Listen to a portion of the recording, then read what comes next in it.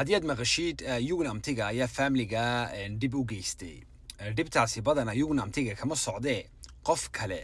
ayaa ka dambeeya videogan dhamayso horta anigu yugnamtiga waxaan la shaqayni jiray muddo 4 ilaa 5 sano waa xilligan jaamacadda dhigani jiray waqtigaas waxaan ahaa familian health waa maxay faamiliyada caawimaad u baahan ayaanu caawini jirnay waxaad mida kala ogaataan yugnamtiga si toosa faamiliyada ulama shaqeeyaan hay'ad kale ama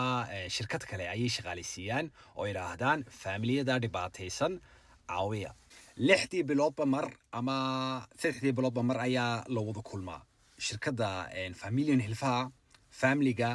iyo yugnamtiga waxa marka laga hadlaa meesha ama halkay wax marayaan waraaqaha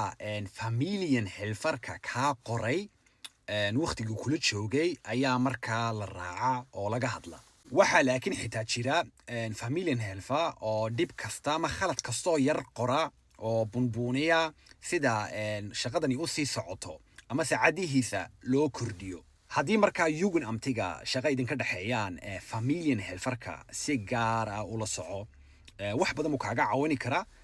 meel xun uu kaa tuuri karaa